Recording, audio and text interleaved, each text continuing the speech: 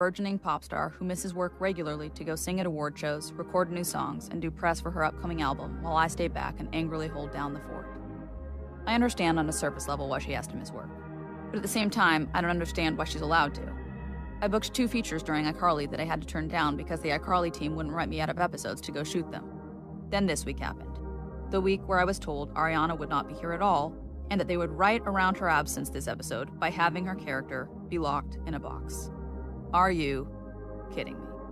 So I have to turn down movies while Ariana's off whistle-toning at the Billboard Music Awards? Fuck this. Ariana misses work in pursuit of her music career, while I act with a box. If I wasn't such a good sport, I wouldn't be in this predicament in the first place. I wouldn't be on this shitty show saying these shitty lines on this shitty set with this shitty hairstyle. I'm pissed about it. And I'm pissed at her. Jealous of her. For a few reasons. The first is that she had a much easier upbringing than I did. I grew up in Garbage Grove in a goddamned hoarder house with a cancerous mom who constantly wept about not being able to afford rent and utility bills. Ariana grew up in Boca Raton, Florida, an incredibly wealthy, idyllic town with a healthy mom who could buy her whatever she wanted, whenever she wanted. Gucci bags, fancy vacations, Chanel outfits. I don't even want Chanel outfits. I don't like the way the fabric looks, and yet I'm jealous that she had them. The second is that when I initially got a development deal with Nickelodeon for my own show a few years ago, I thought it was going to be just that, my own show. This was supposed to be just Puckett, the harrowing tale of a brassy juvenile delinquent turned school counselor. Now it's some half-baked two-hander, Sam and Cat, about a brassy juvenile delinquent who, with her ditzy best friend, starts a babysitting company called Sam and Cat Super Rockin' Fun Time Babysitting Service. This is not harrowing. The third is that Ariana is at the stage in her career where she's popping up on every 30 under 30 list that exists. And I'm at the stage in my career where my team is excited that I'm the new face of Rebecca Bon Bon, a tween clothing line featuring a cat with her tongue sticking out, sold exclusively at Walmart. And I frequently make the mistake of comparing my career to Ariana's. I can't help it. I'm constantly in the same environment as her, and she doesn't exactly try to hide her successes. At first, I'm... Wait, am I insane? How is she in the same environment? Is Ariana Grande, was she ever on Disney? I have no idea. How are they occupying the same space? Are they?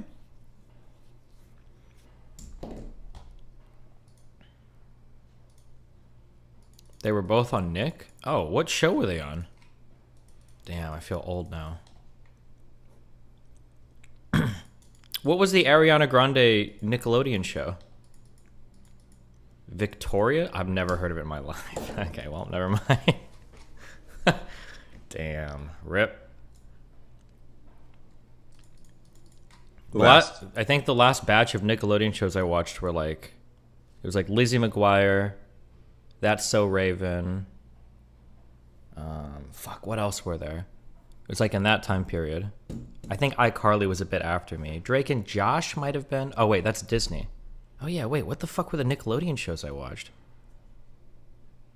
Wait, what was Nickelodeon? I think all I ever watched on Nickelodeon was Nick at Night. Like, All in the Family, I think, Fresh Prince of Bel-Air. Wait, was Smart Guy Nickelodeon? I think I watched a little Drake and Josh. Oh, cartoons, Nickelodeon cartoons. Oh, wait, Nickelodeon was it SpongeBob? Hey Real Monsters or Ah Real Monsters, that was a thing. Rugrats and Doug, I think, were Nickelodeon. Hey Arnold was Nickelodeon. Danny Phantom was after. Oh, Kim Possible, was that Nickelodeon or was that Disney?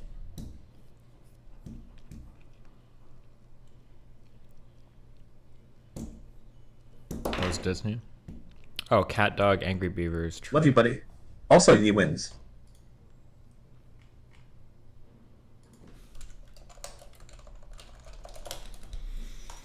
I managed my jealousy well. When she came skipping on a set saying she'd be performing at the Billboard Awards, I didn't care. So what? She's pursuing a music career, a thing I quit doing because I hated it. And in her pursuit of that career, she's gonna go sing some cheesy pop song on a stage, a task that sounds truly awful to me. I was unfazed. Then she came trotting on a set saying she'd be on the cover of Elle magazine. That one got to me, but only out of my own insecurity. Am I not pretty enough to be on covers of magazines? Would I be the one on covers if this show wasn't a two-hander? Is she robbing me of opportunities that would have been mine? I stuffed down my jealousy and carried on. But what finally undid me was when Ariana came whistle-toning in with excitement because she had spent the previous evening playing charades at Tom Hanks' house. That was the moment I broke. I couldn't take it anymore. Music performances and magazine covers, whatever, I'll get over it. But playing a family game at National Treasure, 2-time Academy Award winner and 6-time nominee Tom Hanks' house, I'm done. From that moment on... Does she actually narrate her audiobook, or is this a deepfake voice? It sounds a little deepfake, but I can't tell if it's just a shit audio recording. Are we reaching the point in society where I don't know if stuff is real or not? I didn't like her. I couldn't. It is TTS? Jesus Christ. Pop star success I could handle, but hanging out with Sheriff Woody with 4... Wait, it is her? It sounds like that? It does sound deep-faked. It sounds like TTS. I believe she narrated her own audiobook. No shot it's TTS. No, I think it's her. Okay, it was her, maybe? Forrest fucking Gump. This has gone too far. So now, every time she misses work, it feels like a personal attack. Every time something exciting happens to her, I feel like she robbed me of having that experience myself. And every time someone calls me a good sport, all I feel is how much I don't want to be one. Fuck being a good sport. I'd rather be playing charades with Tom Hanks.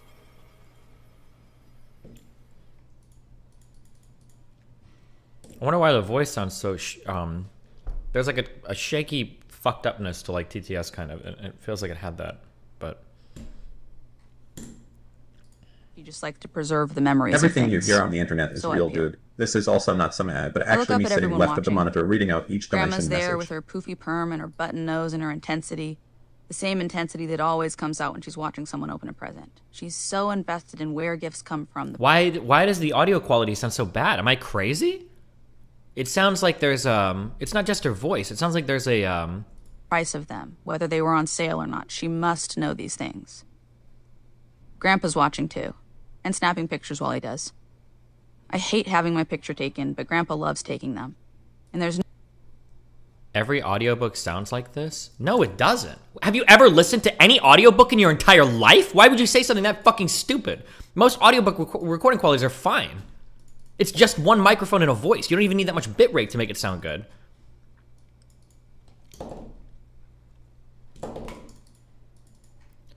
The ones I have sound like that. Oh, okay, never mind. Maybe there are some dog shit audiobooks. My bad, I don't know.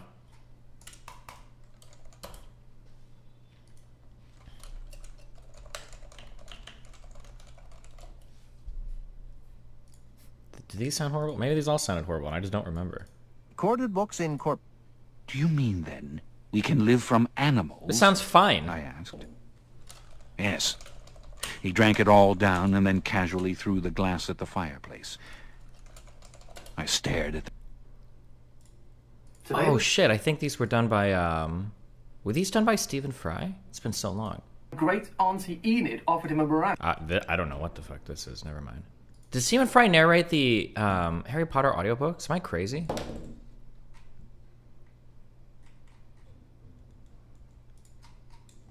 The British ones were.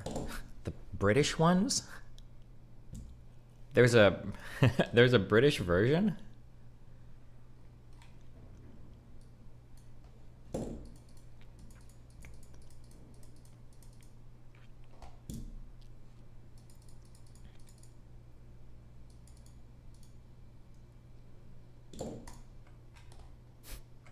Okay.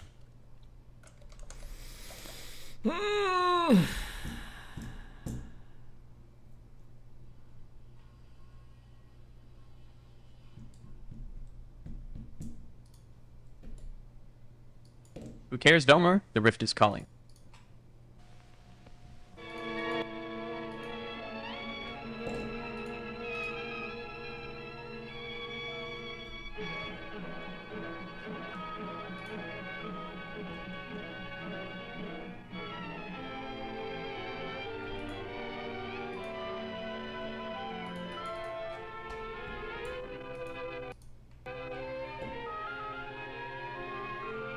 Arctic. Igloo is the snow house. Built of snow blocks cut from the hard-packed drifts, an igloo provides the Eskimo with shelter during the long winter months. Easy to build once you know how, his home is compact and strong. The igloo gains strength from its ingenious design. After the first row of blocks has been put in place, one block is cut to form a sloping surface. The second row is started on this slope, and the blocks built up in a continuous spiral, the key to the whole structure. On the west shore of Hudson's Bay, the low rolling terrain offers little protection against the bitter cold of the northwest wind. Tupac and Akiutok, having left their families in the igloo, offers little protection against the bitter cold of the northwest wind. Tupac and Akiutok, having left... We found him! He's not dead! He tests the I'm snow. so sorry. Okay, we're done. I will truly never get over people photoshopping themselves into random vacation photos. So here we have Aubrey O'Day, double platinum recording artist and world traveler, who apparently went on this vacation around Bali by just photoshopping herself into pictures. And it's truly like every single picture. I don't even know if she went to Indonesia, like at all. Here she is on the Bali swing, so she either just steals content from other content creators or photoshopped herself into random like promotional images with these very inspirational Instagram captions accompanying the photos. In an era where social comparison is so high and has real effects, why are we doing this? Why would you do this? That's so fucking cringe. I'm gonna start doing this.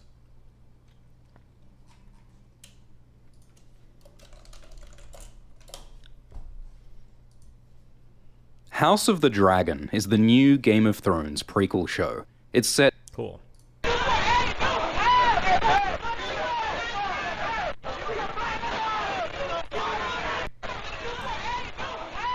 What is the story behind this? What is going on here?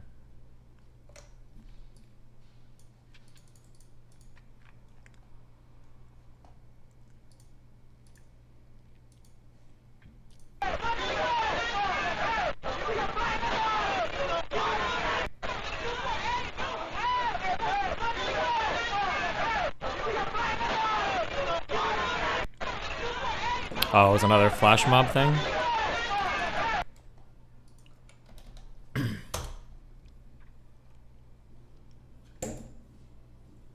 Hold on. I don't want all these changing colors. It's too much. Too many changing colors this early in the morning.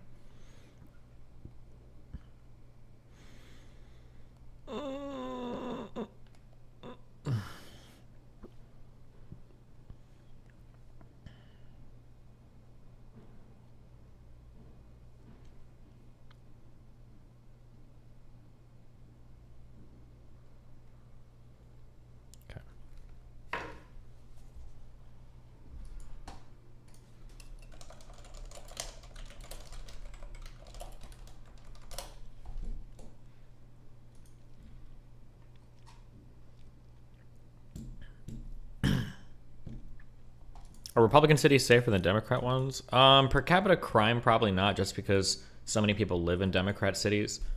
But because I think like people always say Chicago is so dangerous, but if you break it down, but it's really just parts of the city that are dangerous. Because I think if you break it down per capita, there's so many people in Chicago that it's not necessarily more dangerous. But I mean, like, there's obviously if you go to different parts, it's going to be more dangerous than other parts.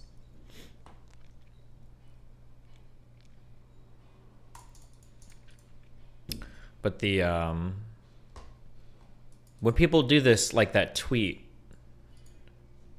fuck, where's that Crowder tweet? I don't even have it.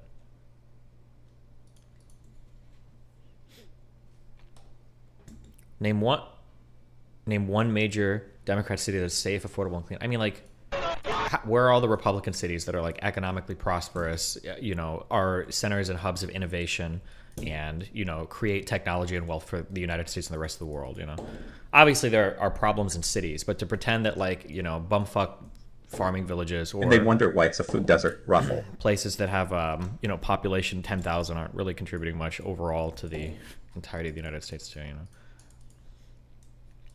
Isn't literally every city a Democrat city? Probably. Like top 50, top 100? Actually, probably every city is a Democrat city, actually. If Austin, Houston, Dallas, and all these are like Democrat cities, probably, It's just the nature of like who lives in cities versus who lives in rural communities.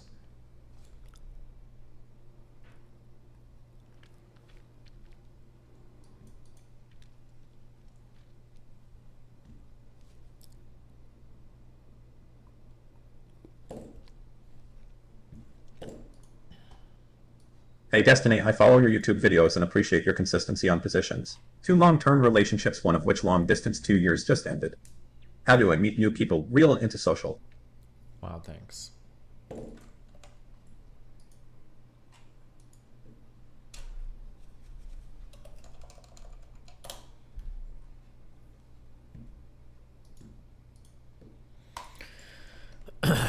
Are you done with the 9/11 research? Hey, Destiny, yes, I listen am to this done. stupid dono message Yes, no one asked because you I turned my stream on and I'm not instantaneously jumping right into listening to it. I am completely and totally done. Yes, Sognik. Yes.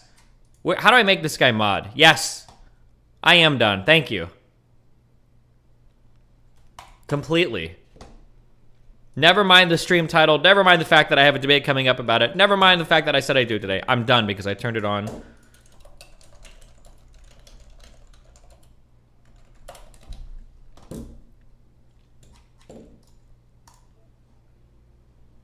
But go off, sis.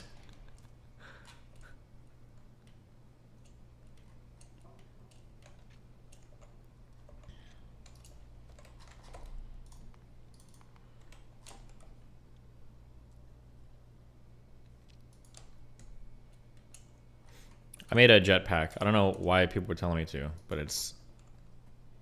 Oh, cool. I don't even know how to fucking fly with it. Now I'm triggered. Whatever. It sucks.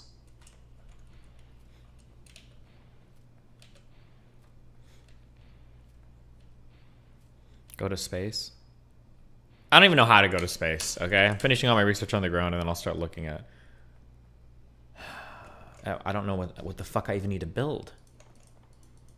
I probably should just read this thing, huh? Information.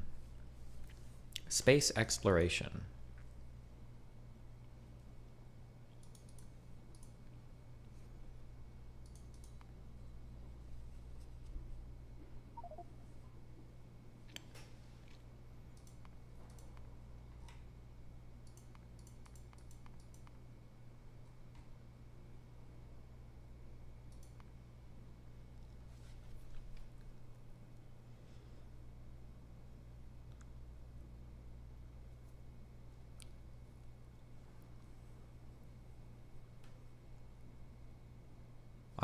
Jesus, I don't have any idea. I don't know anything about any of this. Okay, what buildings have I unlocked? Do I need to make a cargo rocket thing in order to... Wait, satellite rocket, cargo rocket?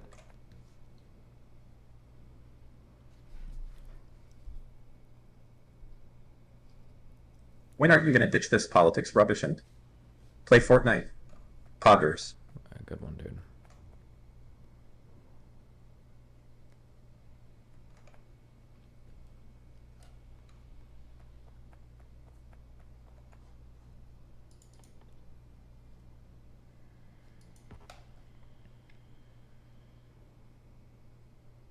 Bro, chill and take a perk 30, you wilding out. Listen bro, stop investing in those shitty rinky-dink stocks and come over to the dark side. FanDuel.com. You can get the Niners at plus money to win the Super Bowl. $100 wins you 1.6K.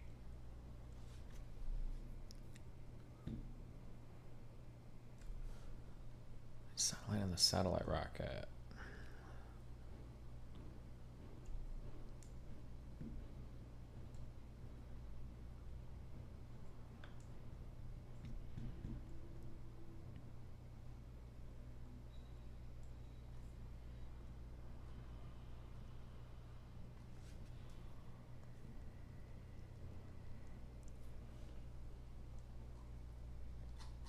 Okay.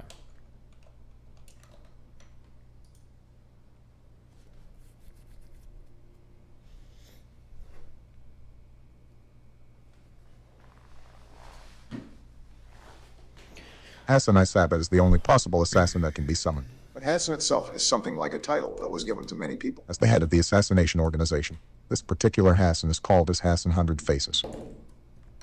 Nice.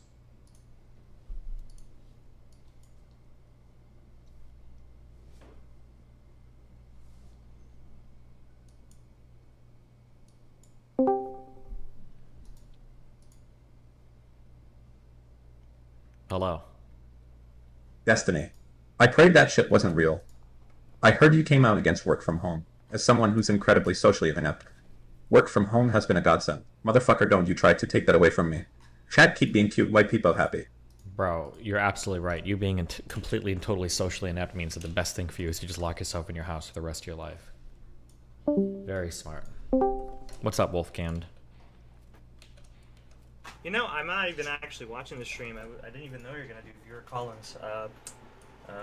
Let me get the microphone 3 inches from my face before you come. Do you even have anything to say, or are you just wasting everybody's time in here? I did. No, I'm here because yesterday when I spoke to you, I didn't actually get the chance to actually show you this myself. Does this room have like a chat? Yeah, here, hold on. Here. Oh, I'm not able to even show you the picture. People thought that I was joking, I guess, when I said the Harkin thing, but I actually want to talk to him. He won't talk to me. He won't come out. Why? What is the story between you and Harkin? Why are you guys beefing so much? Okay, well, I didn't have a problem until he kept talking about fucking my mom, who's a nice lady, and who had spoken to him. Has spoken to you, by the way. I don't know if you remember that. Nope.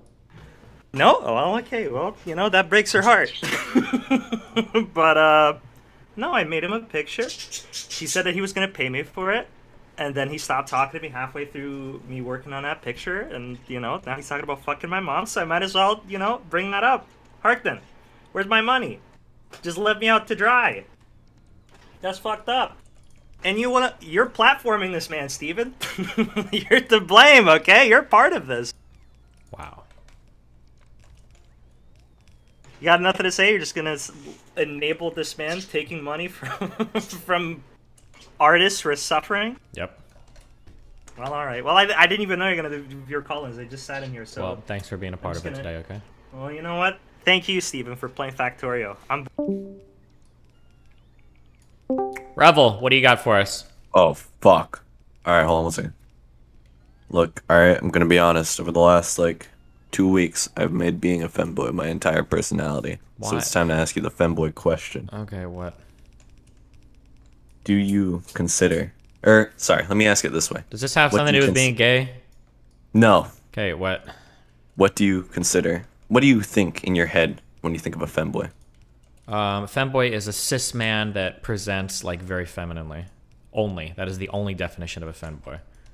Based? And what are your thoughts on the communities? Typically the Reddit ones that try to, expand that label to basically anyone. It's stupid. I don't know. It's just dumb. What do you mean? What about it? That's it. Okay. Femboys are not trans women. Ever. Real. That's not a femboy. Yeah. Seems kind of dumb. It's really dumb. Wow. That's crazy. I waited here for a while. Okay, goodbye. Have fun, bye.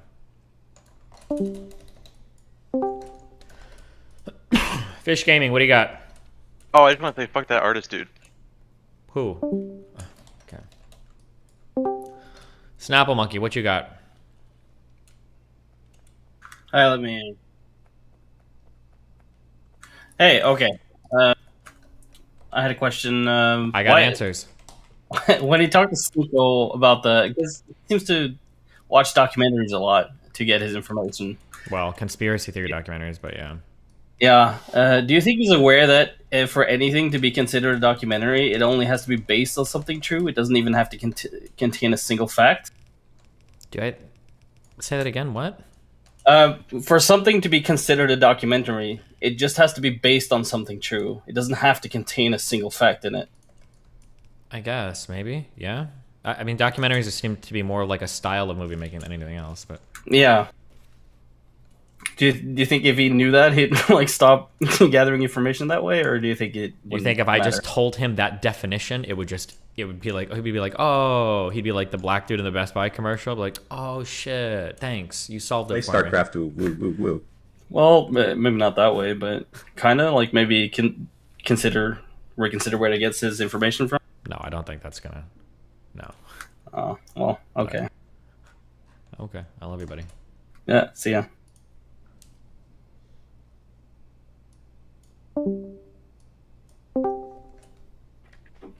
James, what do you got? Oh, it's not Best Buy, it's Lil Yachty and Drake. Oh, I don't know. I thought it was a fucking commercial. I don't know, man. Meme sources. What do you want, James? Hey, how's it going? Yeah, I just had a question about music. So after a talk yesterday, tried picking up my instrument for the first time in like fucking 3 months. Okay. Because, just really bad at getting to it. Yep. And I, did some scales, did some arpeggios, and realized that my chops were fucked up after 5 minutes playing.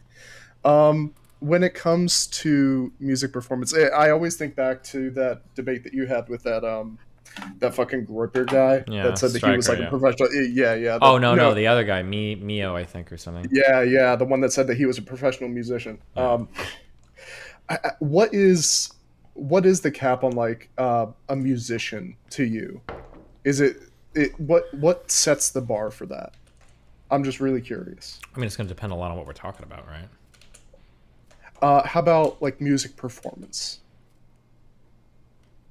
Wait, what are you asking me? I didn't think that was unclear. Are you asking me what it means to be a music performer? Technically, anybody can pick up an instrument and be a music performer. That's what I mean by what are you asking me? No, I guess that's fair. Maybe I'm just being stupid. All right. No, wait. Well, hold on. Wait. What is your question? What is the essence of what you're getting at? What do I need to consider somebody a professional, or what do I need? What do you mean? Yeah. Okay. Let's just go with that. A professional musician would just be somebody that gets paid, I guess. Technically, high schoolers can get paid to go play at weddings or whatever. For the purpose of that conversation, he was citing being a professional musician as credentials to dismiss jazz as a genre of music. Well, at that level, if you're going to start dismissing genres of music, well, now I want to know like your composition background, and I want to know your performance history, and I want to, like, that's going to get way deeper. But that isn't just a matter of like simply like, well, what is your title, or like, do you play an instrument? Now we have to start pulling like, what is your what knowledge do you have in this background to make like a pretty wild or outlandish statement to qualify what you're saying? Yeah. I totally agree. It's not. It's not like a mastery check on like how many, what tempo can you play your fucking chromatic scale at or some shit, right? Yeah, no, I totally get that. I mean, it kind of felt that way whenever I was watching back that video, because like every time I think about that, like, shit, I could hardly remember that answer. Like, fuck. Yeah, but you're not out here making the claim that jazz is an entire genre of music that should be forgotten or is simplistic or stupid. Yeah. If somebody's going to make that wild of a claim, then yeah, well, okay, well, now we're going to start getting into the weeds on things because you're making a hugely controversial claim. True. Also, Chad, I'm a tier 3, not tier 4. I'm not that wealthy. Nice. Yeah, no, I totally agree. All right, well, that's all I wanted to talk about. Thank you. Love you. See. You need to keybind your jetpack. It's already keybound. I just don't remember what button I pushed to turn it on. But it's not like it goes that fast.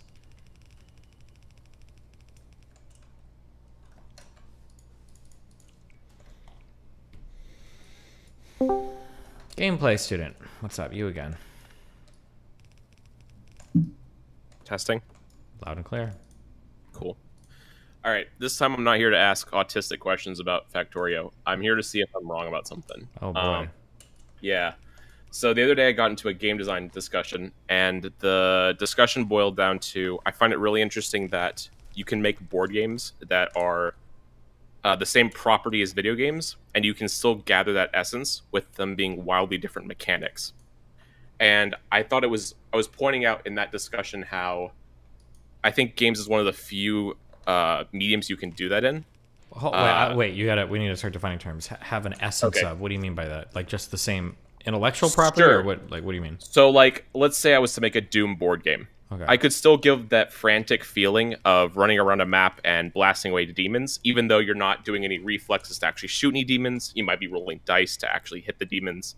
You're jumping onto grappling hooks, quote unquote, but that's, placing your guy on a grapple hook tile and then swinging and launching somewhere else. Like, the mechanics themselves are different, even though the feeling you might get while playing the board game is relatively the same. Okay. Does that make sense? Yeah, I don't know how much I'd agree with you, but okay. Go ahead. Well, the example I used was I thought it might be different when you talk about stuff like, I don't know if that's necessarily true for other mediums, for example, with like stories, or for example, with like music. Because I don't know if you change the tune to Flight of the Bumblebee, if you could still reproduce a song that you would go, oh, that's Flight of the Bumblebee. Like, I don't know if you can get that same feeling, or if that's necessarily the same way, if that makes any sense whatsoever. Well, how are you going to change the tune? I mean, that's going to... Like, if you change the instruments, yeah. You can change the tempo, yeah. If you change all the notes of the chord progression, then no, but... Yeah, I guess in the example I was getting at, it would assume that you were changing the notes in between. Because in my mind, when I think of game design, I would assume that the mechanics that the game is built upon are the core of which, like the notes, for instance, in comparison to music. But and so changing those direct mechanics but still producing a similar feel, I feel like would be harder to do in other genres, like, or in other mediums like music.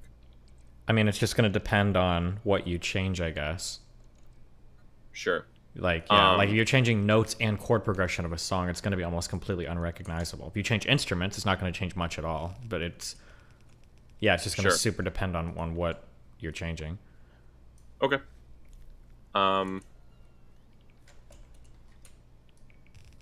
Yeah, I think that's it. So, would you then say that so then you disagree, though, that if you changed the mediums from like board games to video games or card games to FPS games, that you can't get the similar feel, or you can't get the similar... No, I don't think you get a similar feel at all. I think that's going to be media dependent. Like, I don't think Doom is ever translatable to, or the new Doom is translatable to a board game ever. Okay. Right, because like Doom is like very much like it's like a mechanical endeavor, and board games don't really have that, right? Sure. I mean, to some extent, I would disagree. So, the reason this came up is, have you ever heard of the game Deep Rock Galactic? Nope. Think like FPS game. You're playing a bunch of dwarves going around in like sci-fi mining rocks and fighting bugs, and it's kind of like roguelike-esque. They made a board game version, and so I was playing that with a group of buddies, and it was really crazy to me how, despite the fact that none of it was the same, it still felt exactly like the video game when I was playing it. It still gave me the exact same feel of like, we're being swarmed by enemies, and we're trying to avoid them, and we're trying to, get to this particular objective, and we're trying to mine through a bunch of stuff. And what is the Deep Rock? What game is it like? How would I describe it to some? Trying to think of it's. I don't know. Maybe Left 4 Dead would probably get a good comparison. I mean, like you can get some feelings of like being swarmed by enemies, but the mechanics of it are going to be different. Like there's going to be some. I mean, like you can produce a similar kind of feeling, but just the feel of the actual gameplay is going to be way different, right? Sure.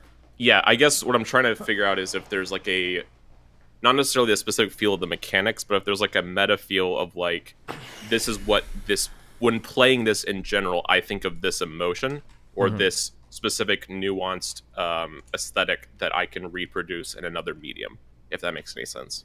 Yeah, I mean, I'm sure there are going to be some feelings you can take from everything to reproduce some things, but like you can reproduce like a Street Fighter game in a board game, right? Because that's like it's a mechanical, like how quickly can you respond and react to things, and that's not going to be able to be emulated on like a dice roll or something.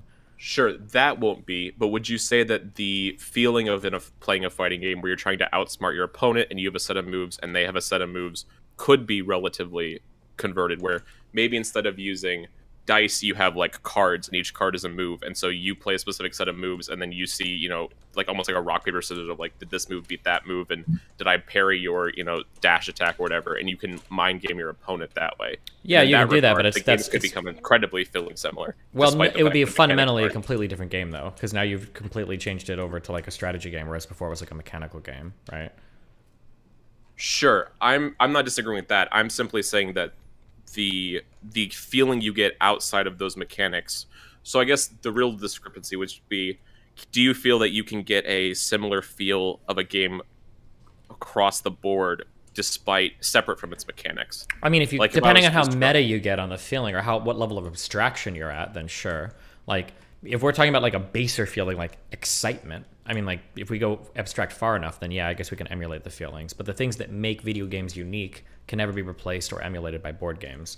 But if you want to say that, like, well, in the video game, when you dodge somebody, you get a good feeling because you've beaten somebody by outsmarting them. Then in that case, in a board game, you can say, well, because you drew a different card and you made a different decision, now you feel better because you outsmarted them. Like if you get enough abstractions away, then they all kind of look the same at the end. But that's like many levels of abstraction removed. Fundamentally, like it's a different. The medium just lends itself to a different type of engagement. Like for Doom, like there's if I get more fundamental on what makes Doom fun, you're never emulating in a board game the satisfaction of like perfectly clearing a room, you know, without getting hit, or like perfectly like swapping weapons, like doing your quad or your penta swaps or whatever to like kill monsters in one full rotation of shots. Like that's never being emulated on a board game. You can get like the good feeling of like beating stuff or winning or killing stuff, but it's just, yeah, it's a fundamentally different experience. The mediums just lend themselves to different things. Sure. Okay. I think I would probably just have to disagree for the most part, but I always... Okay, wait, hold on. We'll fight on this then, because you're wrong. Okay. Okay, let's do that. There is... the thing that is satisfying about Doom is using a combination of weapons and movements and responding to what you see on the screen in a reflexively quick manner that is incredibly satisfying when executed correctly. Correct. That feeling doesn't happen when you're taking time to roll dice and draw cards. You don't get it. Now, if you want to say there's a good feeling because you like beat a monster, and you beat a monster in Doom like you might beat a monster by playing a card or doing an action in a board game, at that like level of abstraction, it feels similar. All right, let me see if I can describe a version of a Doom board game and see if you get any type of similar feel from it. Okay. So let's say you have 30 seconds to clear a room. Let's say you get, every time you do an action, you have to make an enemy do an action. And let's say that every time you attack, like by firing a gun, you roll dice to see if you missed or hit, right? So you enter a room, there's a cacodemon in the corner, you lob a grenade. The grenade misses, so then another enemy moves up and attacks you. You dodge it, you shoot that guy with a shotgun. That guy dies, you then move another guy, you do something else. You kill the cacodemon in the corner, you've completed the area pretty you did it in like 20 seconds. You've cleared the room, you've survived a problem that you accidentally encountered. And for the most part, you're still getting that somewhat similar adrenaline feel, or you're getting a feeling of, I accomplished clearing a room relatively difficultly, or with difficulty. Yeah, that's what I mean. When because in order to get it similar, you've got to go to like many levels of abstraction away. Like I accomplished clearing a room relatively difficulty. Like I've done that in Parasite Eve, in Final Fantasy VII, in Doom, in Path of Exile, in Factorio. I can clear a thing of like, but even though at that level of abstraction, like, oh, I cleared a room effectively, that feels good. The actual mechanics of how it's done, your actual interactions, the actions that you're performing are going to make that a fundamentally different experience. Sure. Would you say that then that would you say that then if I made one version of that game I just described and another version, but I changed it so that one felt or attributed more to the original Doom? Let's say their enemies are based on the demons. Let's say the guns more specifically acquire or relate to the demons. Let's say... Even if every single thing was the exact same thing, just the lack of the keyboard and mouse interface and the actual mechanics of the gameplay, I think, fundamentally alter the experience such that it's unrecognizable. Yeah, I'm not saying the experiences are the same. I'm just saying that, I guess maybe maybe it's different for different people, but I've always thought that if I could feel like the game was giving me a different feeling or a more specific feeling to the video game, or even for this, like video game to movie connections. Like, would you say Alien Isolation felt like the movie Alien? Did you ever play that? I didn't play it, but I kind of know what you're talking about. Like, I think video games and movies can be similar because a video game can essentially be a movie. Like a video game, like a movie is something that you sit and watch and absorb, and it's got a story, characters, written dialogue. A video game can theoretically, I mean, fuck, I've played all the Metal Gear Solid, so of course I'm going to say this, that video games can literally be movies, but board games can't literally be video games. Because you just don't have the same mechanical input, but in my opinion. Yeah. But Can agree to disagree. Yeah, I guess we'll disagree. That's fine. So then I guess you'd say you're like a heavily mechanically focused player. It depends on the game. I mean, in Factorio, it's not like there are mechanics. It just depends. But yeah, for some games, I appreciate the mechanical struggle. Yeah, so for like StarCraft or like the Doom games or anything, yeah. Yeah. I've noticed that people tend to gravitate toward one side or the other. Like, I had a friend who was very heavily like aesthetic gameplay or aesthetic player, where if anything even remotely felt like it was off theme, then he hated it. Sure. So he used to play Magic, and some of the cards would be like full art, or they'd have unique art to a specific set, and he thought it was the end of the world. He was like, I want this exact type of art, and I want it like only for this thing, because it didn't feel like Magic. But all right, well, thanks. Love to argue. Yeah. I love you, buddy. Be careful. Okay. Cargo rocket silo. That's what I'm gonna make.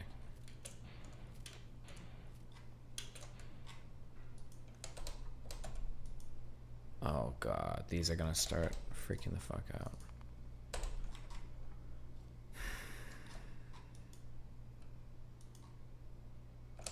What's the... Oh, it's J is the jetpack. That makes sense, huh? Why don't you use trains? I'll probably start too soon, but...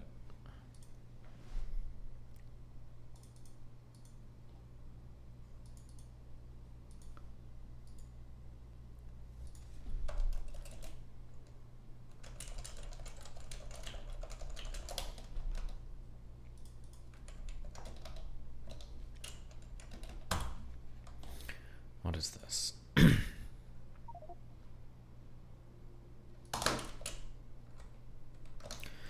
My wife is leaving because she thinks I'm unfaithful with my married coworker. I'm not. She wrote a post here that went viral.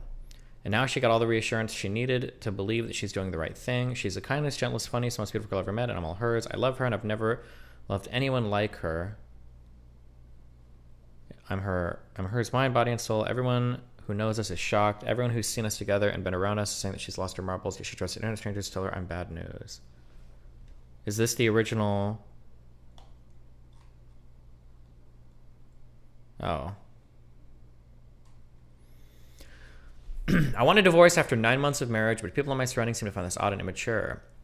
I don't know if ages are required or relevant here, but I'm 29. Husband is 29. His colleague is 36. Her husband is 34. My husband and I have been together for 4 years. I love him very much. Even now that I want a divorce, I still love him. I found out about 3 months ago about his colleague when I visited his office and she was there. Apparently they've been working together for 5 years and they're very good friends, and yet I've never heard about her until I saw her. Something didn't feel right at all. Now he's paying more attention to his texting habits, and yes, he does text her almost every evening and a few times a day in the weekends or when he's working from home or on vacation. I asked him why I never heard about this good friend of his, and he said we rarely talked about work since I never understood his field. I hate playing games, so I told him it was still odd that I've never heard about someone who he is in daily contact with. He gave me his phone and said they haven't been on daily contact constantly, but it came in waves when she's having troubles at home. I read their conversations, and it's a lot of joking around, calling each other cute names, her complaining about her sex life jokingly, her asking intimate questions about me, her asking if I threw a good birthday party to him. His birthday was on June 14th. This text stuck with me because he was texting her at the party, and she answered, "You must be bored at your own party, or you wouldn't be texting me instead of being with her." I told him that I didn't find this back and forth texting appropriate. I considered flirting. He was taken aback, but said he would stop if it bothered me so much. A month later, it has started gradually again, and I showed him that I wasn't happy about it. This time he came home with her to let her reassure me that nothing's happening between them. She was very ironic and disrespectful. That's a really weird play. That's a dumb play from the husband. She was very ironic and disrespectful. Well, I wonder what this looked like. Came home, like, did he literally bring her to the house, be like, "Hey, look at this girl, she's chill," or did they go out for drinks or something? Or I'm really curious what. According to me, she was very ironic and disrespectful. According to me, that's her sense of humor. According to him, she was smirking, basically telling me that I had low self-esteem and felt threatened by their friendship. It wasn't her fault. When she left, I told my husband that I never wanted to see or hear anything from or about her anymore, and that if he would rather have her as a friend than me as a wife, that he should say so. They stopped texting. Jesus Christ. We had a 3-week vacation and we spent it in Santorini. She probably texted 2 to 3 times a day. He answered her at the end of the day when I was in the shower or something. When I asked him why, he said she had marriage problems. I asked like the stream, you weeps. I asked him if she married. And he just when he came back home from Sydney, he still had 1 week of vacation left. We went for dinner and a movie. She probably knew because she was at the same restaurant later. We exchanged hellos, and she asked if we wanted to join them. I said yes. She was very pleasant and asked about our vacation, touching my husband in a friendly way. I then asked how it was with them because I've heard from my husband that they were having marriage problems. All three froze.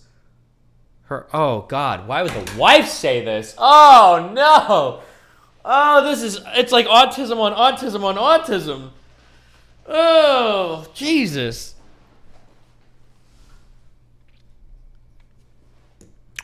We went for a dinner and a movie. She probably knew because she was at the same restaurant later. We exchanged hellos. Okay. She was very pleasant, asked about her vacation, touching my husband in a friendly way. I then asked how it was with them because I've heard from my husband that they were having marriage problems. All three froze. Her husband asked what? Who said that? And I answered that it was my husband who told me. My husband tried to explain some dumb excuses, and I said, but you showed me the text she sent every day about her having problems, but that I was sorry if I got the wrong idea. What? Okay, there is... Jesus fucking Christ. When we got home, he told me that I was out of line. I had enough by then. I asked him if they have slept together, and he said only once before he even met me. I told him that I wanted a divorce because I'm thinking they're having an affair, at least an emotional one. He denied it and called me silly, wanted a divorce over text with a friend. Now I've been thinking about it for 2 weeks, and I'm adamant about my decision. I want a divorce. We're not fighting, but I told him to move to the living room. I refused intimacy and any type of physical connection. I spend more time at the apartment, workout, long walks, spend a lot of time in a library or the movies. Jesus fucking Christ.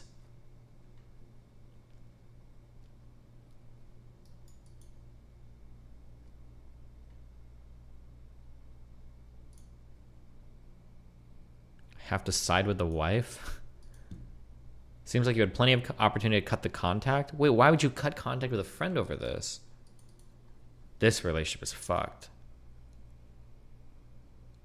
I want to know why the girl was pissed that wife mentions the marriage problems. Is it because she likes wife's husband and doesn't like her knowing her business? Or is it the whole marriage problems thing a made-up story?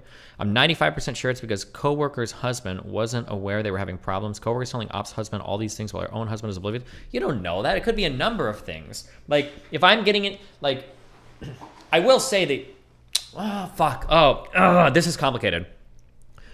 I would say as a rule of thumb, you don't tell people of the opposite sex when you're having problems in your relationship.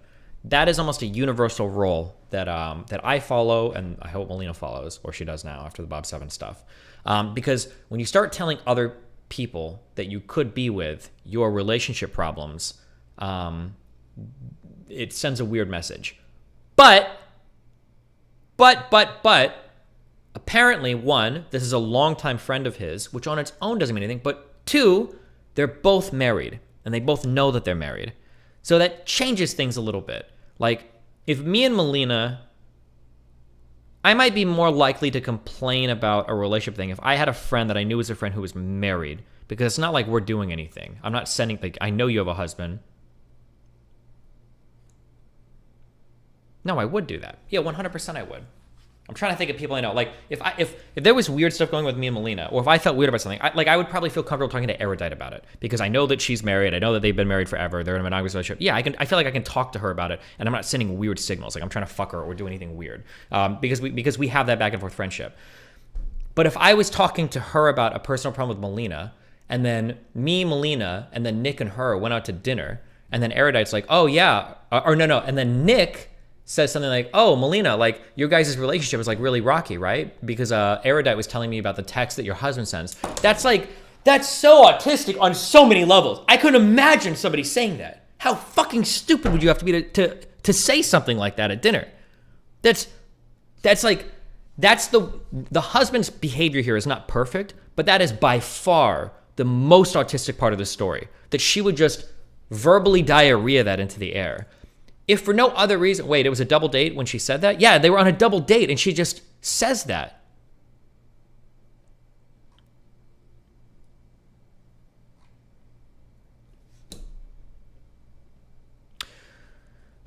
The other girl asked the wife if she wanted to join them, and she said yes. She was very pleasant and asked about our vacation, touching my husband in a friendly way.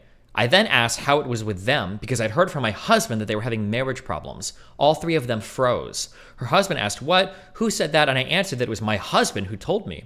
My husband tried to explain with some dumb excuses, and I said, but you showed me the text she sent every day about her having problems, but that I was sorry if I got the wrong idea. Like, this is easily the most autistic. I think the wife was doing this to be passive aggressive. She was just trying to blow the table up, 100%. Or she's so far on the spectrum that she needs like a caretaker.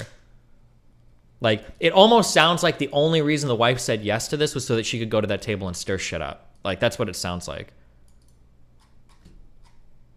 The husband is like a little bit autistic too, though, but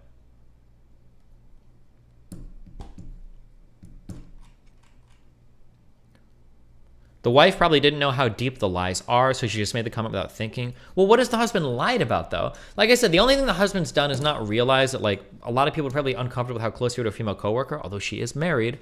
But, like, it doesn't sound like he was caught lying or doing anything bad here, no? Like, he gave her his phone and she went through all of their conversations. Like,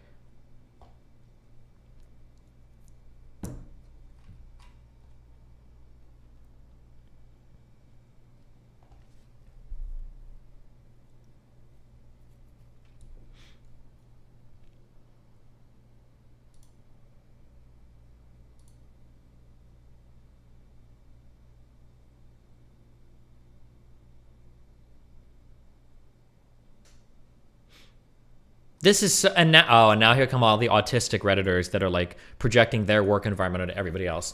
Yeah, that's too much. I have work friends, but we don't even have each other's contact info. And if we did, we would only text about work, especially as an engaged woman if it was a guy. Anything further to me, and that's just disrespectful to yourself and your partner and uncalled for. Bro, different work environments are way different. What the fuck are you talking about?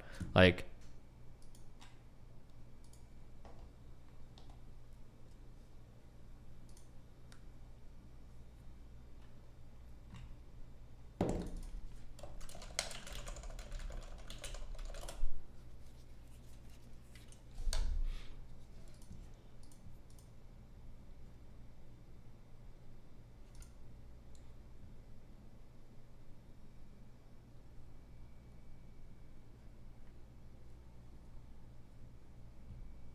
oh my God. It's like the most passive aggressive, cunty fucking 35-year-old own 20 cat fucking loser people I've ever seen in my life. Jesus. Ugh. All right, I'm good on that one.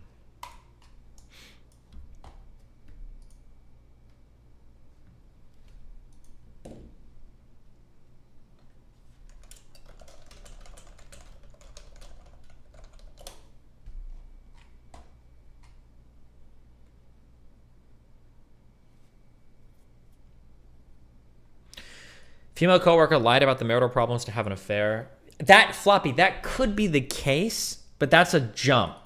It could also just be that the husband of the other woman didn't know that that woman was as upset about things. It could be that they both knew they had problems, but they thought it was really fucking weird that this other guy's wife knew about it. Like, there could be a lot of explanations, but I think you need a little bit more, I think you need a little bit more information before you're just going to make that jump. Which is what lay epic Redditors are doing.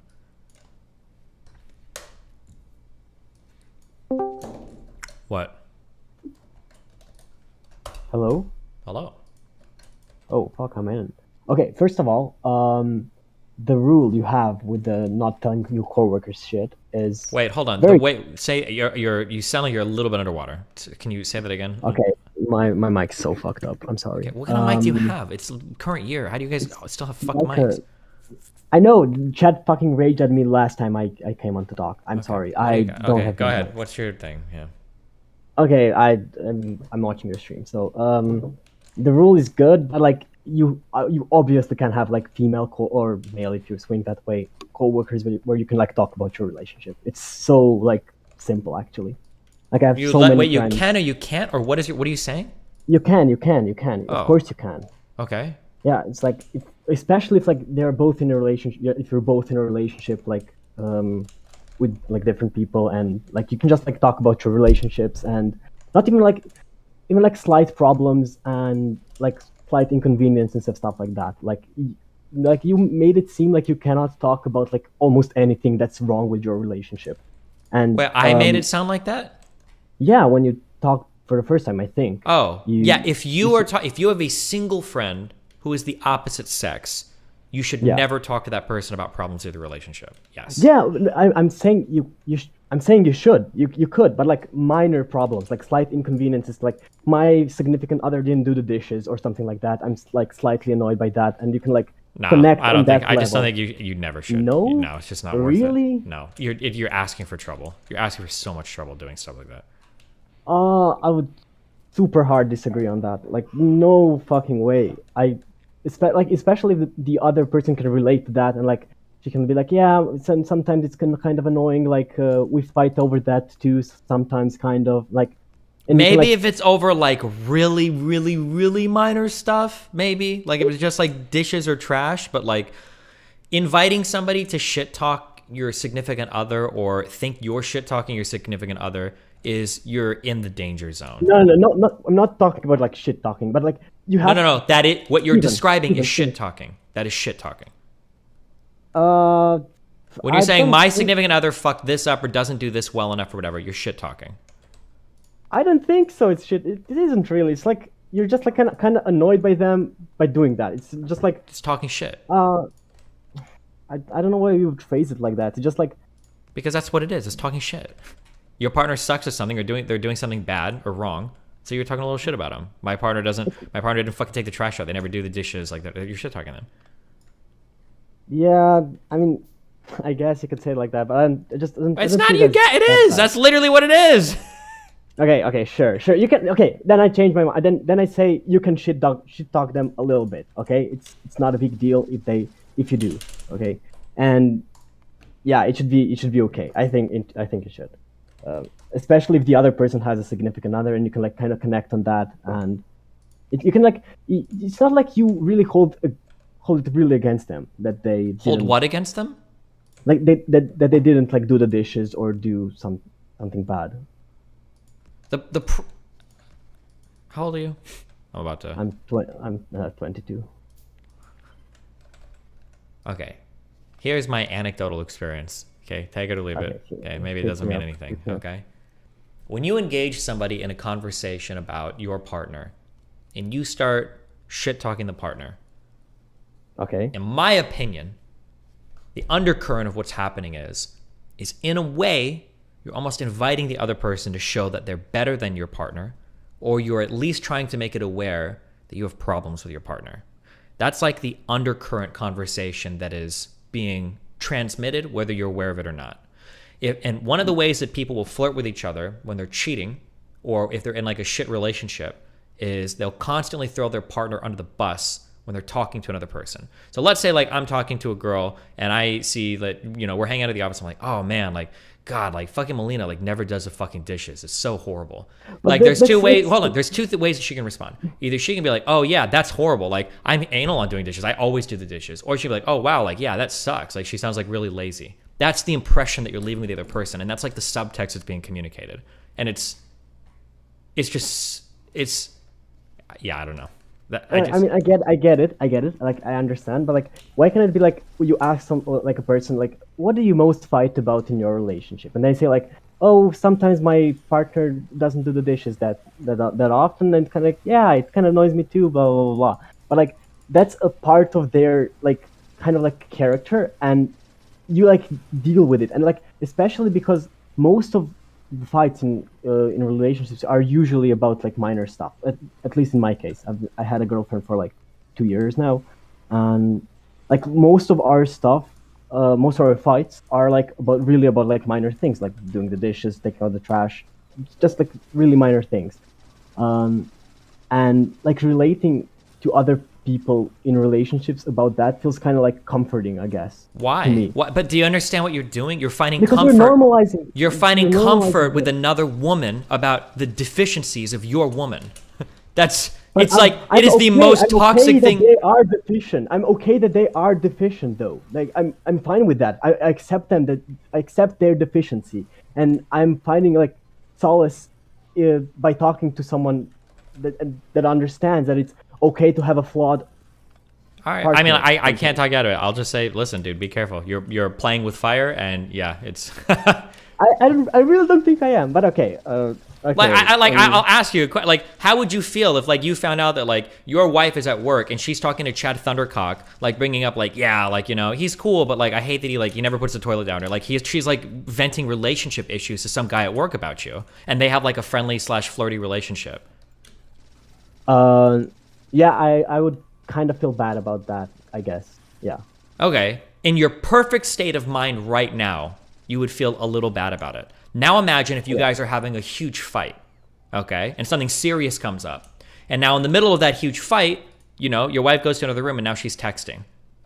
Well, is she venting about that huge fight to that guy that she complains about relationship issues to? Like, is she, like, it's, you're going down a road that is so fucking destructive. But hey, listen, you know, I don't know. I do open relationships. I'm in an open one now, and I've been for 4 years. I've done a lot of crazy shit with a lot of girls. I've been in a lot of conversations with a lot of people. That's just my anecdotal experience. When you start throwing partners under the bus, even for minor things, you're inviting yourself to just a whole world of fucking insane problems. But maybe I'm wrong. Maybe for other people, maybe you can do it responsibly. Maybe there's no problem whatsoever.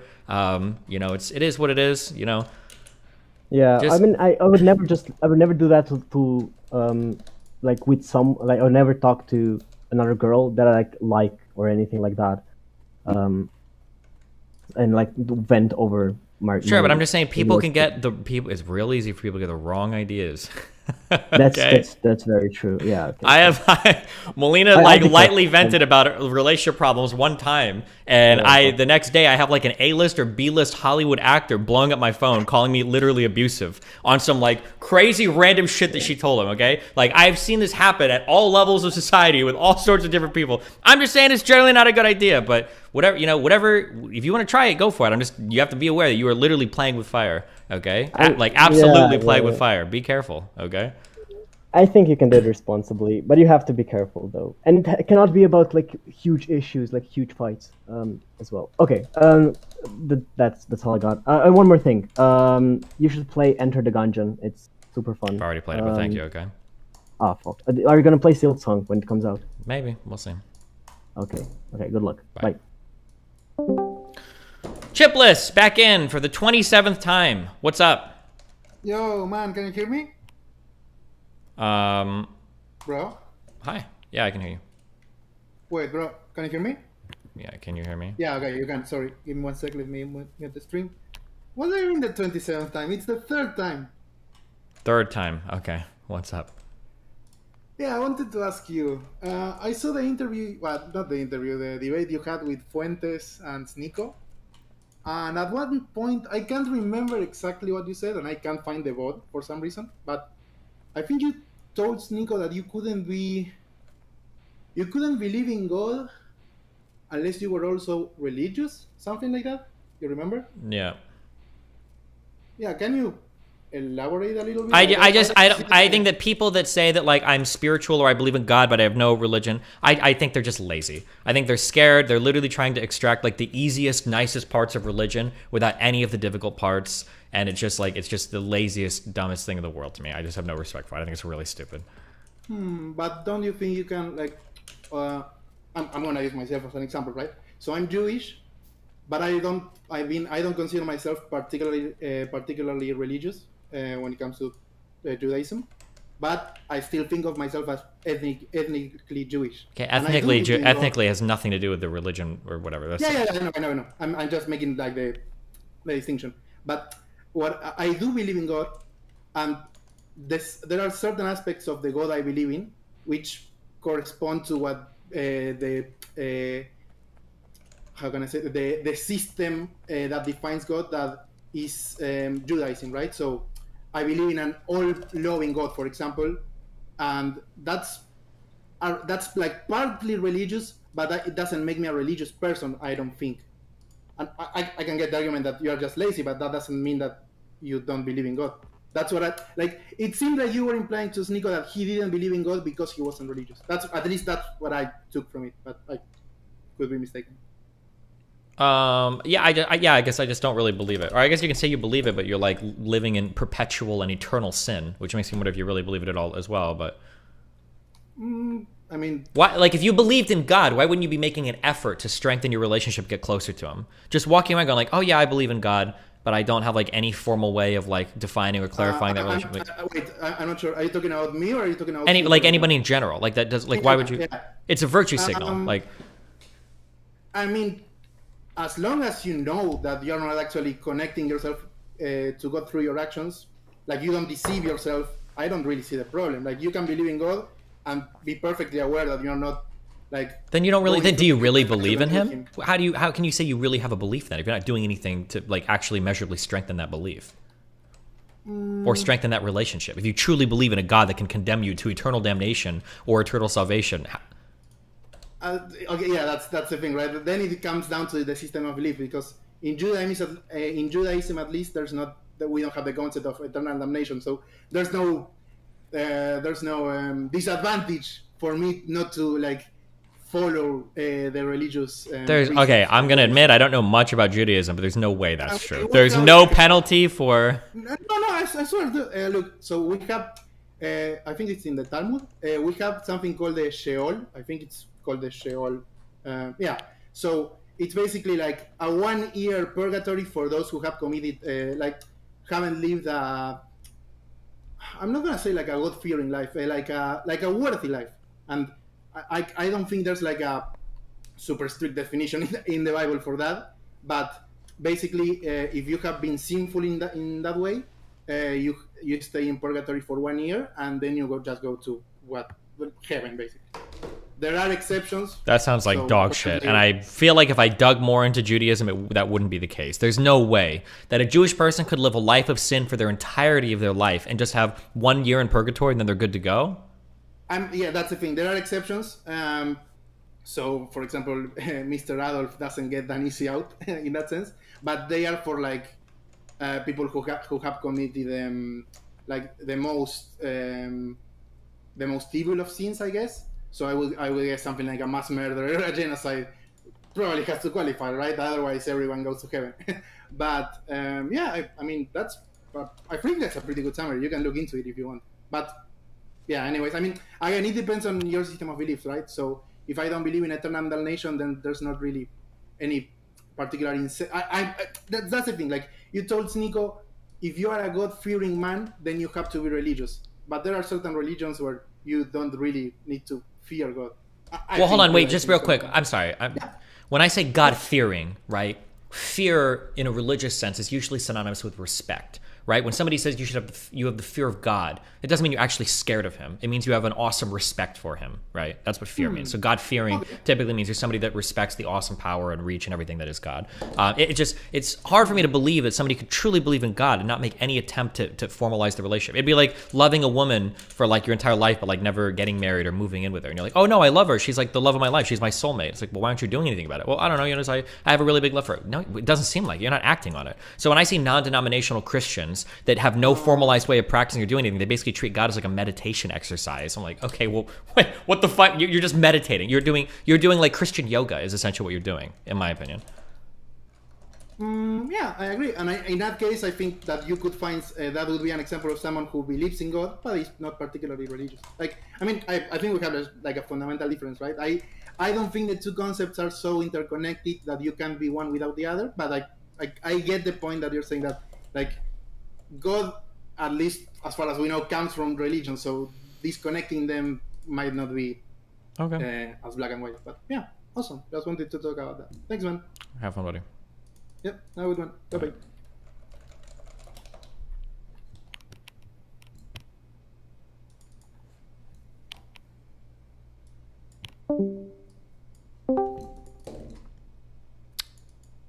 What? First wave negativity.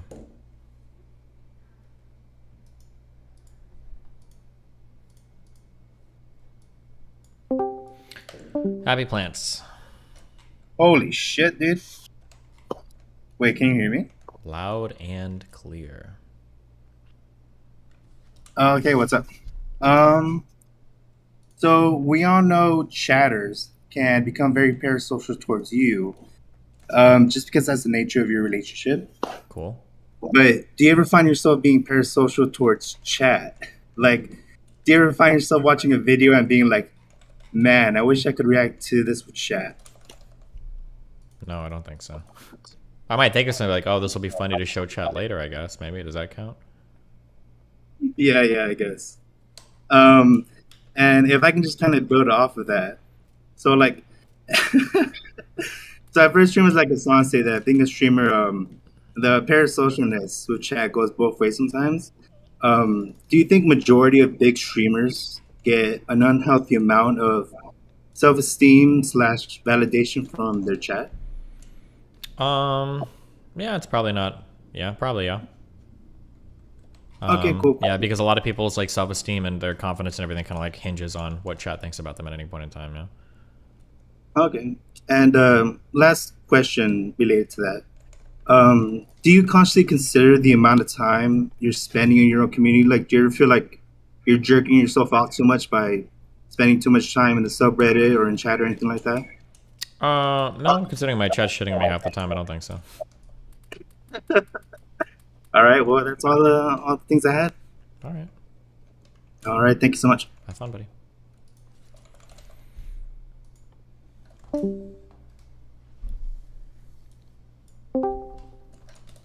What's up, buddy?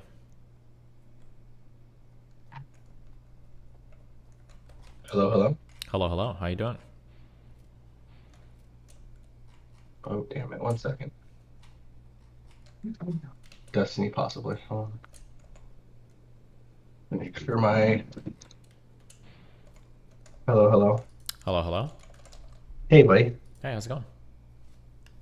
Well, I've had better days, but it's not so bad. Well, where are we at? What's going on? So, we have that file I sent you. So... Do you just want to do a full, like my full PowerPoint I made for you, or... PowerPoint? Wait, what are you PowerPointing for me? I sent it to you in Discord. I made a little PowerPoint of where we currently are with our DGG live event extravaganzas in Texas. You're talking about the Change My Mind thing, right? Correct. Okay. Why do I need a I need a fucking PowerPoint, damn. You don't need a PowerPoint, I'll just read it, but pretty much some of this, we've gotten down to a couple of different places. The main two communities that have reached out to us for Texas A&M and the University of Texas at Austin. There's a couple others. But this is going to be way better than any other Change My Mind event because we'll be live and all of these things. Of course you know this, but I'm trying to explain also to the chat. Hey, chat, by the way.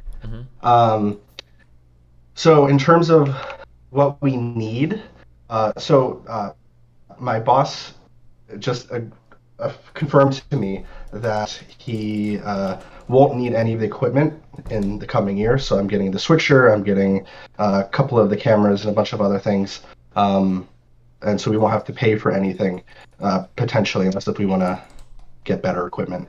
But I was wondering if you wanted to do, for those headphones. So there's a couple of different options that we have. The first one is that I just like have a little dongle that comes out of the switcher and then it plugs into a bunch of different 3.5 millimeter or 1/8 inch cables. That's the first one. The second one is there's actually like a device that we can buy that you could. So sorry, 1 second. So when you do the switcher, everybody's audio will be exactly the same. If we buy this little device, it's like $75. You can individually like decide what volume you want your particular headphones to be at.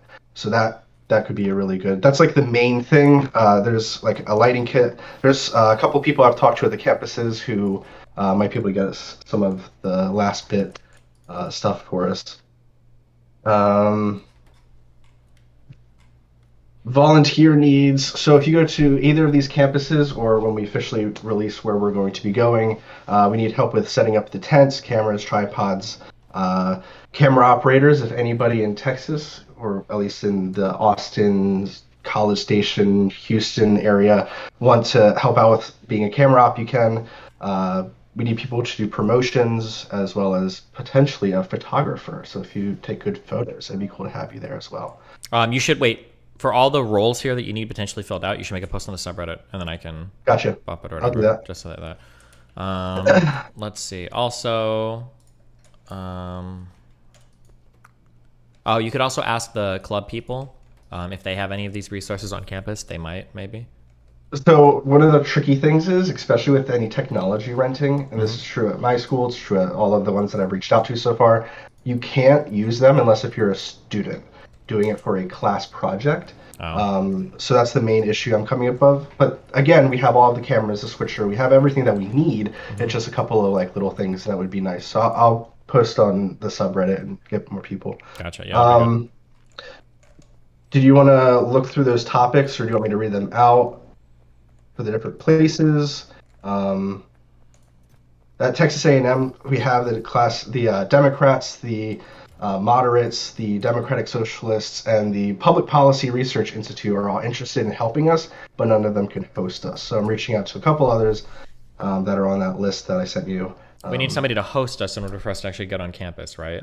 Not necessarily. If it's a public university, you could technically go on campus without an issue at all. That's how Steven Crowder is able to go on campus and just talk to people at random. It is better for us to have a connection at the university so that we can get help with security or help with like them not wanting to take our stuff down. It could potentially happen. So at Penn State, there was a group that came on campus and there was like a counter protest that came around them. We would want somebody to help kind of run interference for that so that that doesn't happen. I don't think it will, but just in case, like getting help with security or helping fund maybe like our hotels or something while we're down there. That's the main reason why I'm trying to get these orgs. Because we have plenty of volunteers so far, and with potentially more volunteers. So that's not the main issue. The main reason I want the clubs is connection to the university and help with security. I know that you said you'll be strapped, but first of all, I don't know if you could bring a gun onto a college campus. And then second, listen, it's Texas. Okay, you can. But it is Texas, but it's especially Texas, UT, Austin. I don't think so. I'm not seriously planning on shooting or killing anybody. So some type of security. Well, of course. At the University of Texas at Austin, we have the Texas Orator, which is actually a really cool org that's going to be involved with this because they were a newspaper on campus that really were being silenced for free speech and stuff, and so they made their own like group, and so they're going to be able to help us out. They're actually going to get back to me this week. There's a couple others. Bridge Texas, if anybody's involved in that one, I really want to talk to them.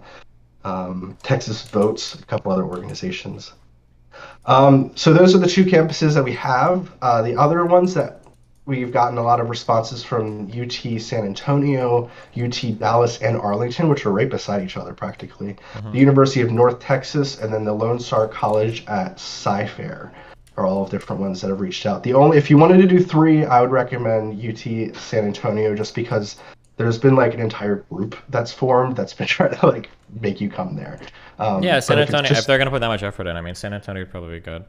Cool. And then whatever's closest to there, at least two, yeah. Yeah, Austin is the largest university in Texas, right? UTA. It's at least the largest at UT. Yeah. It's the largest UT school. I think that actually might be the largest college in the U.S., or like the most students in the U.S. I want to say A&M is, but I could be wrong. Oh, okay, maybe, okay. According to what I have, UT has 40,000 undergrads and A&M has 55,000. Gotcha. Wait, where is A&M at? A&M is in College Station, which is about like an hour and a half to 2 hours away from Austin. Gotcha. To the east. Are we looking at that at all or no? Yes, yeah, that is. So hypothetically, if we would want to go from if we were doing these three, if we were including San Antonio, then we would probably want to do Texas A&M, then Austin, and then San Antonio, just because traveling is easier that way because you're going from east to west. Gotcha. I don't know if we can do all of these in the same day. That's a lot. Not in the same day. This would be like a 3 or 4 day thing, I think. Okay. Because you said you wanted to do multiple. Yeah. And then in terms of if we wanted to, the clubs are more than welcome to host this, but if we don't get clubs and we just do this on our own, at the Uncensored America event, they did their tickets for dinner, and we could either do, we could get some people together to have dinner, or we could do like a meet and greet before the event or something that we could maybe help fund this trip as well. We're not going full so and so who is putting Patreon towards their editors, but we might have some opportunities for people to meet Destiny in a more one-on-one opportunity. So the next steps, I'm going to put down those 3 colleges as the 3 that we're going to for sure. I will send you the exact links of the audio solutions that I have in case if we want to do it. I can buy it. It's not a big deal. I just want you to say yes or no to that. And the only other thing is looking at the different topics, but I kind of want to wait for the topics until maybe a couple of weeks, a month before, because we want to publicize the event and what you're going to be talking about or what you are trying to defend. However, if shit hits the fan in the next couple of weeks, we don't want to be so far behind. Okay. Listen, I trust you with everything, okay? You're the guy. You can do it all. I believe in you. Okay. I think that's all for that. And then I heard that you were talking to some people about doing an event in Miami. I sent you 2 different links of studios that are within the area. And the second studio is a large production studio event space or whatever. And it's pretty cheap, and they would have some equipment there for you. I would love to come down and produce it for you, but I'm not sure if you want to put all of that into doing a conversation with some people down. Like this was the the Erudite thing. versus, We'll see. Yeah. Okay, yeah. Maybe we'll see. I don't know how separate I want that project to be yet. So. Cool. And then the last thing is, did you have any implications or any interest in me doing that podcast that I talked to you about? Wait, what was this again? Say this again. So I listen to the stream a lot when I'm at work, and it's sometimes I don't know if it's that you've walked away. Like obviously, if you say you're going to be right back, but sometimes I don't know if you've walked away or if you're doing something. And so there's these long radio silences, and I was wondering if you were interested in having somebody, or me, or August, or whomever, take the clips from after your stream is done and like put it all together. Oh yeah, I've heard people saying things like this, but like the demand for it is really, really, really low. Maybe someday, but right now probably not. But I'll think about it. Okay, sounds good. I think that's the dude who was talking before, who talked about your relationships. You cannot do that to your partner, because what's going to happen, regardless of anything that was said in that other conversation, you're going to build so much resentment towards your partner when you have a yes man or a yes woman speaking in your ear when you complain about them. So you can't do that. And then the other guy was talking about Judaism, and as I understand it, a lot of people within Judaism don't believe in an afterlife, so therefore they don't need to like have a set relationship with God, because that's pretty, because there's the only reason that they believe in God is because, or do the things that God told them to do, is because God told them to do it, not necessarily because there's an afterlife. If you're interested in hearing any more about that, look up Sheol and Zoroastrianism influence of Judaism in the 500 BCs. Okay. So. All right. Well, hey, buddy. I love you. Be careful, okay? Love you, buddy. Bye. Peace. Are these guys really trying to place things without breaking the trees first? All of my robots are fucking stuck. If I throw grenades, is it going to damage my construction bots? Fuck me, dude. You know who else complimented us a shit ton on our PCs chat? Wizzy smile. Our PCs? Destiny. I'm proud of you, Mizzy. Oh, the big cheese himself, Destiny. Yep. You gonna go up against Destiny, chat? Huh? DGG, baby. What do you want me to say? He defended us. He's like, bro, why is everyone complaining? You want to go up against the Dalaman boys? You want me to bring up that clip, huh? I am proud of you. I don't know how to deal with all the hate. You know who else complimented us a shit ton on our PCs chat? Wizzy smile. Destiny. I'm proud of you, Mizzy. The big cheese himself, Destiny. Yep. You gonna go up against Destiny, chat? Huh? DGG, baby. What do you want me to say? He defended us. He's like, bro.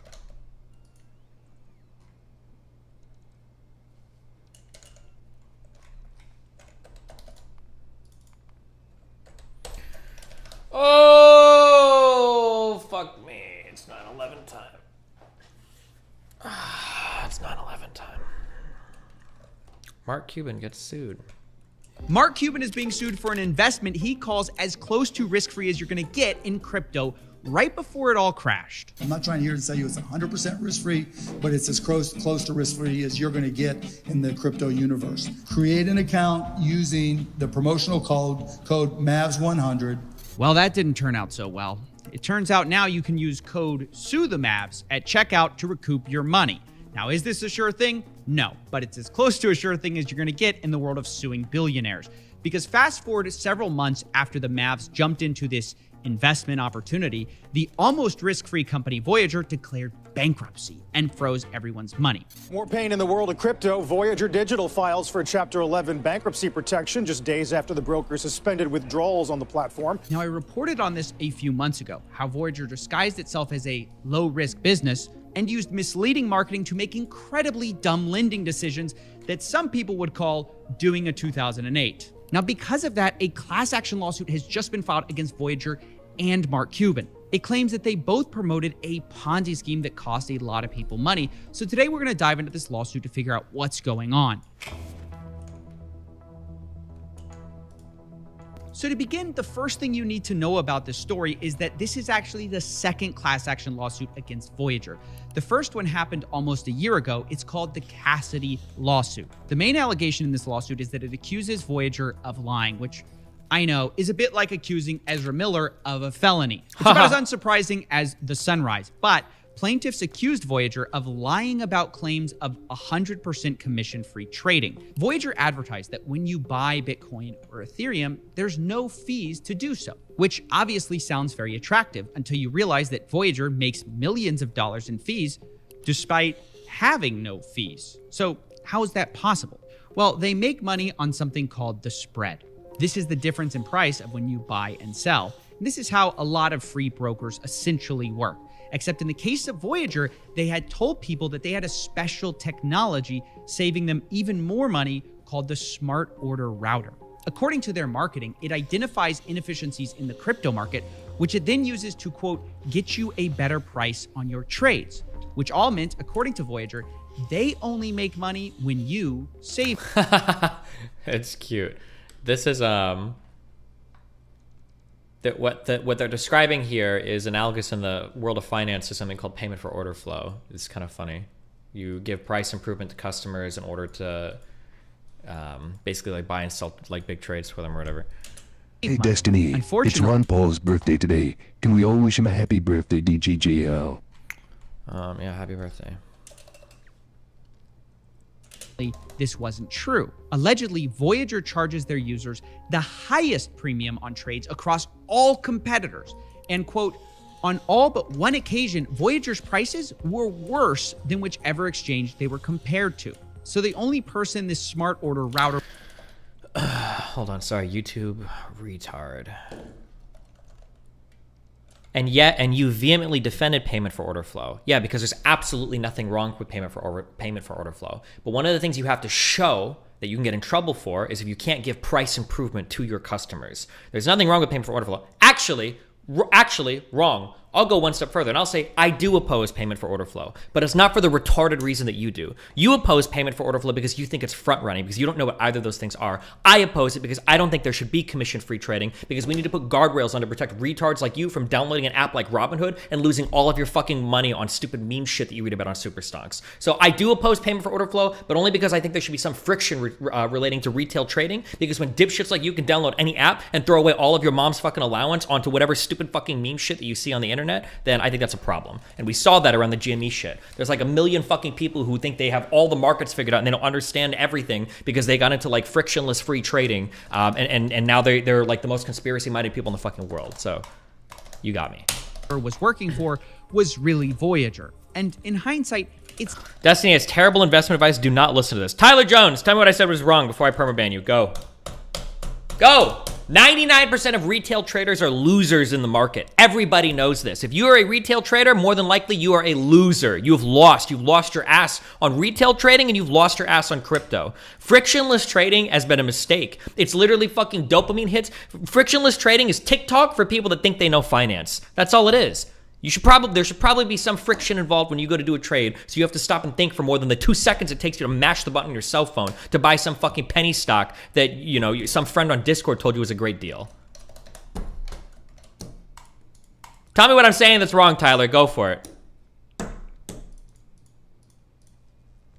ETFs and divvies. What are you talking?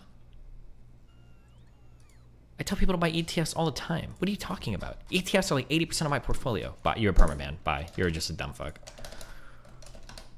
It's not exactly surprising that Voyager was making money off trading fees, but it's how brazen they were about lying about it that was the problem.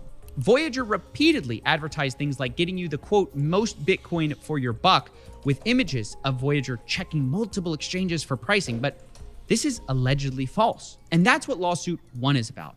Voyager lied, people died. Okay, well, people didn't die. People paid millions more than they had to. But then next came the bankruptcy of Voyager, which we know a lot about. Their lending team basically acted like degenerates on Wall Street bets and lost everyone's money on high-risk loans. And that all brings us up to today. Lawsuit number 2 with our boy Mark Cuban. The lawsuit basically says, hey, people lost millions, maybe billions of dollars because you said this was all close to risk-free, and it clearly wasn't. Now the plaintiffs are suing to recoup losses they claim are up to $5 billion, which I know sounds like a lot. I'm guessing this is so that they can negotiate later and maybe get a fraction of that in some kind of a settlement. But while there are a lot of things in this lawsuit that are similar to the first one, there are a few new things worth talking about. Firstly, it came out in discovery that Cuban actually knew about the first lawsuit, the Cassidy one. And apparently he even was worried about it or wondered if he should be worried about it. Allegedly, he contacted the CEO, Stephen Ehrlich, about it and clearly never communicated any of that or the risk to his fans. And the other big thing in this lawsuit is that it accuses Cuban and Stephen Ehrlich of running a... Hold on. I'm not jumping back into this because I just don't want to. I don't like the kind of friction that closes trading and forces people to sell stocks they bought. If somebody is forcibly closing your position, that probably means that the price was fluctuating too much and you didn't have enough collateral to hold your margin open, right? Any margin that you're trading on, and people were accusing that all of their positions were being forced closed by Robinhood. I don't think a single one of those things were ever proven. It was always people that didn't have enough collateral, that were trading on margins that were too big, that whereas prices were fluctuating and they got margin called, and your position being closed is part of the agreement that you make with any broker that you trade with, and then them blaming some huge fucking conspiracy on what happened. Okay, people, your shit's not randomly being sold. Fuck off. Okay, stop.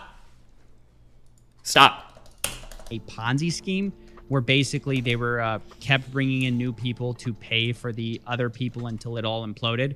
Now, I'll leave it to you guys to decide whether this was all a Ponzi scheme or not. But what I know is true is that Voyager definitely misled people, all the while claiming to be transparent and looking out for the customer, which to me is about as bad as it gets. And so we're trying to make sure that we're so transparent about this, and transparency is really what leads us to trying to build, the next generation of financial services company, is by being transparent about it. I'm sure if like Cred, if it was quarterly financials, some of the things that they're talking. The friction you want should not be on ETFs and blue chips and long holding. Retail targets need to be elected of margin under certain capital requirements. I don't think it's good. This is like the overarching philosophy that I'm talking about, okay? I don't like the gamification of stock trading. When Robinhood is like, download our app, get 1 free stock, like blah, blah, blah, like that type of shit, I don't think that's a healthy mindset to be in. Because it's gambling, but somehow it's been made psychologically not that. People think they're not gambling, but it is. You're walking into a casino. It's actually not even like casino gambling, because in casino gambling, you've got way better odds, right? Like the house edge on a casino gamble is like, I think roulette is 40.5, or it's like 50.5 to 49.5 or something, or that might be the blackjack odds. It's all really, really, really close. But in retail trading, you're getting fucked way more than that. It's not healthy. And the worst thing too is, at the very least, when it comes to gambling, those people aren't under any illusion that they're gaining some greater understanding of the system, right? A whole bunch of losers, shouldn't say losers. People will walk into casinos, get addicted to gambling, lose their money, and then come out and be like, man, I gambled, I'm a fucking fucking retard. But the problem is with the retail trading craze, with the frictionless retail trading craze, these retards are walking into an app, gambling all their money, losing it. But now they're coming out thinking that like, oh, like the system's broken, man. All these retail brokers and hedge funds, they're killing us out there, dude. Like it's a whole fucking conspiracy. No, it's not. You're just a retarded gambler that got addicted to gambling and you lost your ass because you thought that you could do 2 hours of DD reading and all of a sudden you're an expert trader ready to make millions off of the $50 margin account that you managed to scrounge up on Robinhood. Like the fuck out of here. Like the problem with the retail trading shit is that people like they get way too conspiratorial. They don't understand how any of the markets work. They run off at all this conspiracy shit. Just go gamble. Go to the casino and gamble because it's way better for everybody. It's better for everybody involved. Okay? It's better for everybody involved. About might have gotten caught earlier. So it's important to us. So yeah, it turns out they weren't transparent at all. And not only that, they used one of the most respected businessmen in the world to push their misleading claims onto millions. This is especially ironic given how Cuban talks about how the goal of this partnership is education and financial literacy. It's the education that we want to bring. To bring education. The education of education. Education. Teach the youth about financial literacy. Financial literacy. Financial literacy. Financial literacy. Well, I guess it is fair to say that investors got an education, just probably not the one Mark Cuban was talking about.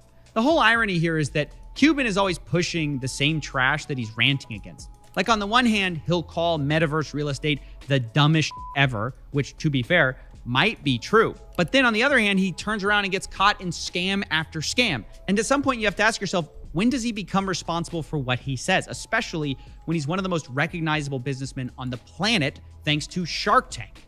I mean, when Mark Cuban speaks, for better or worse, and he is a terrible crypto investor, people still listen. So it's sad when he says things like this.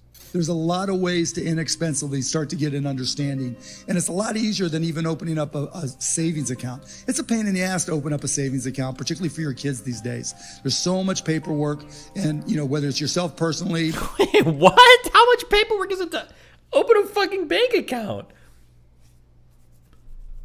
I don't think it was a lot of paperwork 15 years ago. Am I crazy? I feel like you can walk in and out of a bank and have an account in like an hour. I haven't made a new one in a long time though, so maybe I'm wrong? Someone you're trying to teach your kids about personal finance. Believe it or not, this is actually a better way. And so that's one of the unique opportunities and why it's not too late. That's right. Why fill out all that boring paperwork at a bank when you can Or you lose just all do it your money online? instead Yeah, true. for a valuable lesson in personal finance? Of course, I'm hoping that if the fans actually win this lawsuit, it's a lesson in personal finance that Mark Cuban won't forget either. Are you serious?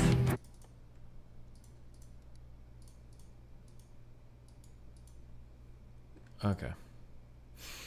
In May of 2017, Mr. Beast... Stop.